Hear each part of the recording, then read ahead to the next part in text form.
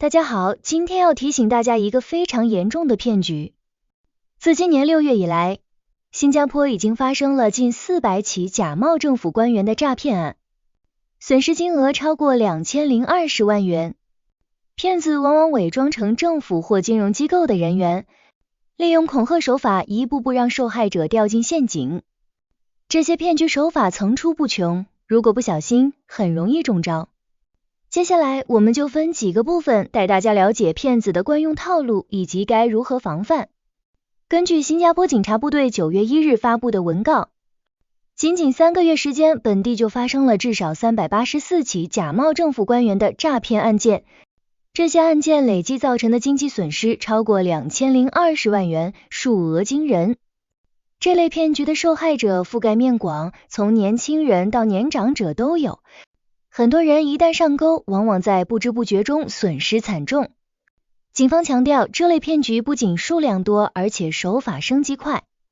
过去可能只是简单的恐吓电话，如今则结合了冒充金融机构，制造虚假文件，甚至安排面对面交接，让骗局显得更逼真。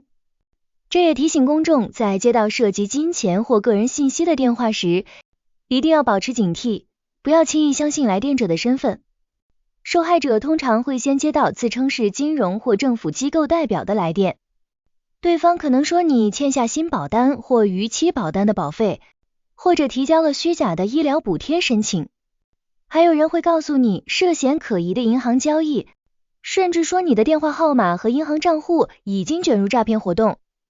当受害者否认这些指控时，电话就会被转接给所谓更高级的官员，也就是假冒的政府执法人员。这些人会进一步恐吓，指控受害者涉及严重刑事罪行，比如洗黑钱。他们的目的就是制造紧张和恐慌，让你失去冷静思考的能力，逐步走进陷阱。这一环节往往是骗局的开端，也是最危险的心理战。当骗子成功让受害者陷入恐慌后，就会提出所谓的配合调查。他们会要求受害者提取现金或者购买金条、名表、珠宝等贵重物品，再交给冒充的警官、督察或卧底探员。有时受害者还会被要求将财物放在某个隐蔽地点，然后由陌生人取走。更夸张的是，骗子甚至会让受害者交出预先签好的支票，再把支票兑现成现金。整个过程中，受害者往往被严密控制情绪，被告知必须严格保密，不能向家人或朋友透露。直到骗子失联或者受害者主动向警方求证时，才恍然大悟，发现自己已经损失惨重。这也是为什么警方特别强调，任何要求现金或贵重物品的电话，几乎可以肯定是骗局。警方在文告中再次郑重提醒公众，新加坡警方绝不会派警员或卧底探员上门收取现金或贵重物品。任何人一旦遇到类似要求，一定要立即停止通话，绝不要顺从对方，更不要在恐慌中转账、提取现金或交出财物。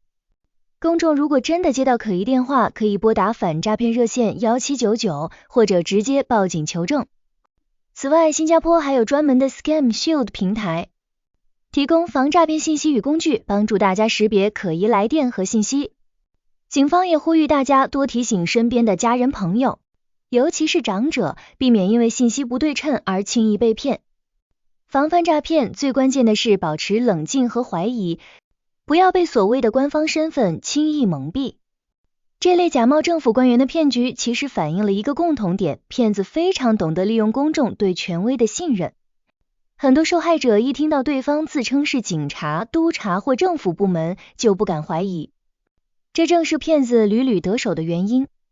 但其实只要掌握几个基本常识，就能大大降低受骗风险。首先，政府机关绝不会通过电话来索要钱财，更不会要求你提取现金或购买贵重物品。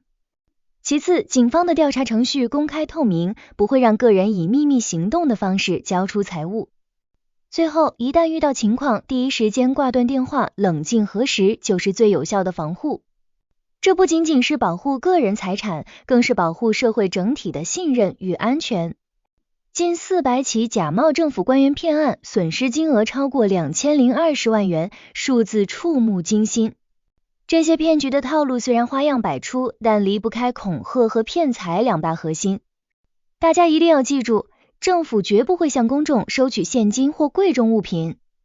遇到可疑情况，挂断电话，及时求证。让我们一起守住防骗意识，不给骗子任何可乘之机。如果你喜欢这条视频，请为我们点赞、转发分享给你的家人和朋友，在评论区分享你的观点吧。